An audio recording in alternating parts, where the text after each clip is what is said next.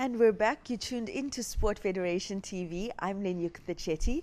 From the world of deep sea angling, we have Wiid and Gavin Dace joining us in studio to give us news from the Federation. Welcome, gentlemen.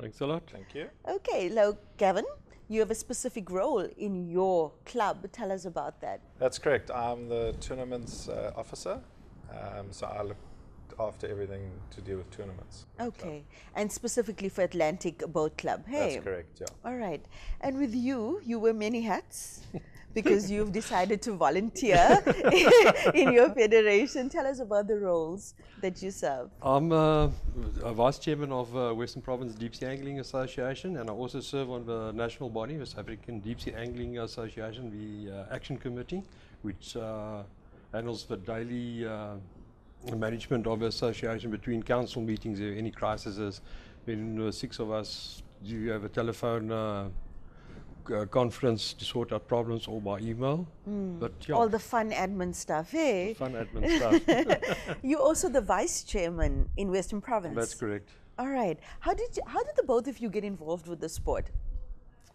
I started off when I was still a little youngster. My dad was involved in the sport, and that's how I got involved.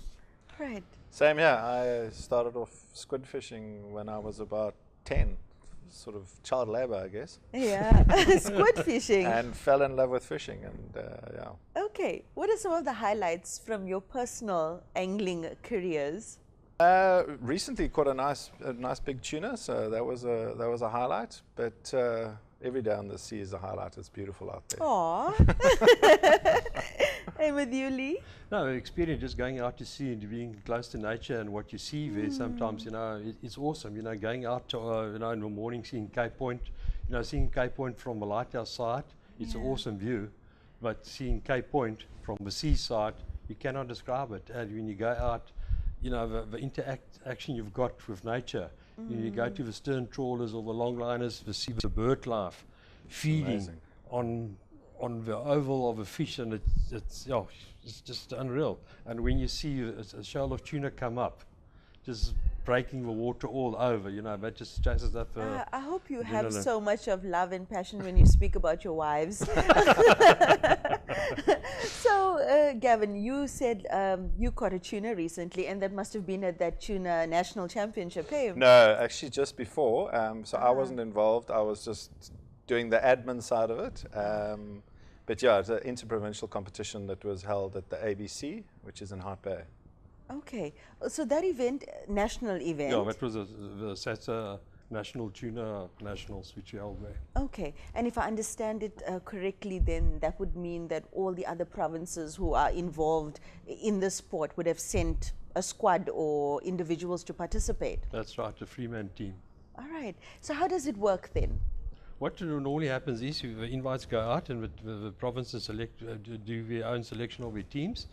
He being the tournament officer of Atlantic Boat Club, he organizes the boats for the tournament, the skippers as well, and all the logistics going with that. But I don't want to steal his limelight. He can talk about that part of it. So it's actually quite interesting in tuna fishing. Obviously, you can't bring your boat. You're going 40 nautical miles out. It's a big boat. You're not going to drag that down from the Eastern Cape or wherever you come from. So our club, being the hosts, would supply boats, skippers who've got local knowledge in the area, and then to make it fair, everybody also has to have the same bait. So you're allowed to collect bait at sea, but the bait that we give you is the only bait that you can use. Okay. So everyone's starting off a equal footing. Okay, so then Atlantic Boat Club was the official host for this tournament? Correct. Okay, and you had to make sure that the tournament conditions were right and everything was per spec? Everybody had a boat, everybody had a skipper, all the boats went in the right direction. Everybody had the same bait. Correct. Exciting stuff. So what were some of the highlights from that tournament in terms of performances? How did the Western Cape do? Western Province, they were actually in the lead right up till the last day, and then Eastern Province pipped them to the post, and the third was an inland province, which actually did quite well. They haven't been in the medals for for I don't know for how many years. Yeah. And they actually came third, Northwest, which was quite nice for an inland country. And Wow, and the our national Northwest. team, Yeah, they North- sort of lost out a bit, but that's how it happens.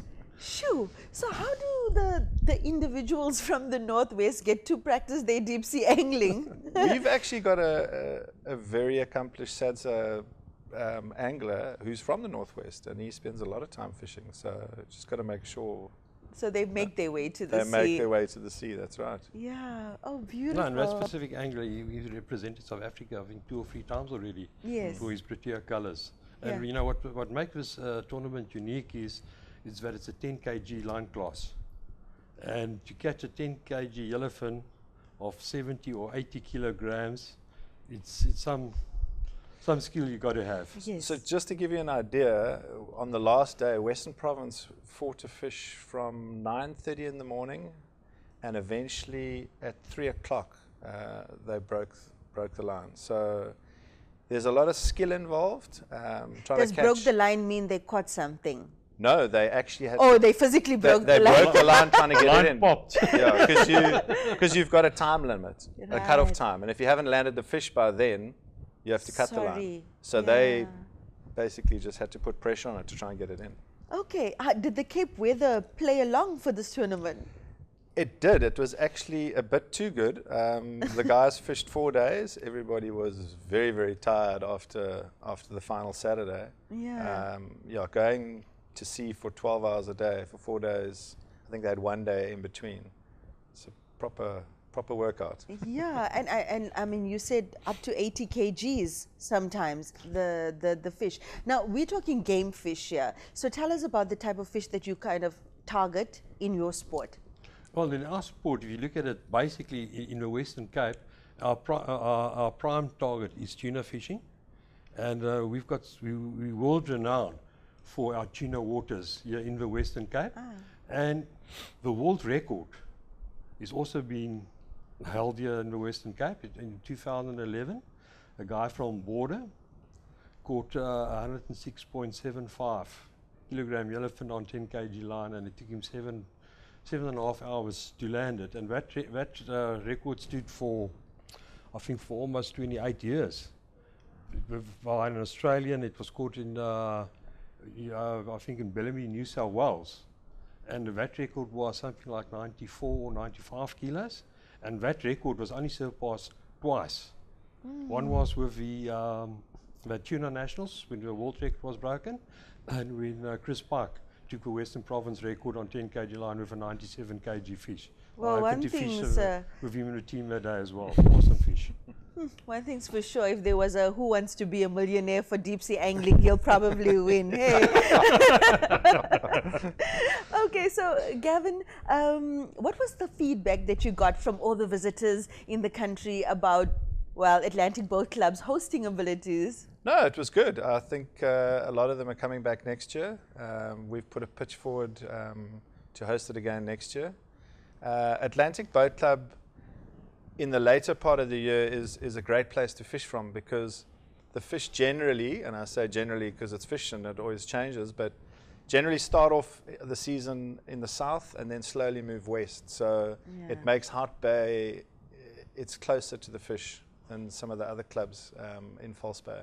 I hope you both know, and I hope your entire deep sea angling family know how very blessed they are to be able to do this sport, because I can imagine it must be pure bliss to be out there. Hey. Beautiful. No cell phone reception. Yeah. No Absolutely WhatsApp beautiful. groups. Yeah. Nothing at all. You know, the 10 nautical miles, the guys, started looking at their phones, and you just want to switch off. But to Yeah. get involved in deep sea angling as such, the first thing you got to do is actually find out where a local club is, and we've got a couple of clubs here. We've got one in Strathspire, a Sidepunt Angling Club. We've got one at Kleinbaai, the Overberg Ski Boat Club. We've got one in Gordons Bay Boat Angling Club. In the Cape Metro itself, we've got Atlantic Boat Club. We've got False Bay Yacht Club in Simonstown. We've got Smillet, which is the military wing. And we've got Rumbly Bay, which is Cape Boat and Ski Boat Club at Millers Point. And on the west coast, we've got Eysterfontein Boat Club. Okay. We had 2 or 3 other smaller clubs, but they went on fell along Do you have a Facebook page that people can get in touch with you? We have, the Atlantic Boat Club's got one, and also Atlantic Boat Club is on the web, abc.co.za. Okay, so if you search Deep Sea Angling South Africa, you'll get all of Yeah, those. you'll Correct. get it. There's have a national body, the South African Deep Sea Angling Association as well. You just need to slot it in. You'll get the website or the Facebook page. Same with Western Province Deep Sea Angling, and same with Cape Boat and Ski Boat Club. And in actual fact, we're having a workshop on Saturday for inshore fishing, where for an entry-level angler to come and learn about all the facets of angling inshore. Oh, beautiful. No, beautiful. it's about a 3-4 hour seminar by different speakers, and we'll show you now how to target different species as such as well. Okay. Well, gentlemen, very nice meeting you both. I'm very jealous of the lives that you lead. Well, and if you have any future events, be sure to come and share them with us. Thank you very much. No, we'll definitely be back, and we've got lots of interesting things coming up. As I said, we've got a couple of bonanzas coming up in November again, but we've got some interprovincials coming up. We're looking at hosting the Bottomfish Nationals as well next year. We put in a tender to have it at Strathspey, and we've got Tuna Interprovincial coming up in October at Rumbly Bay, and we hope to get some more team participation there as well.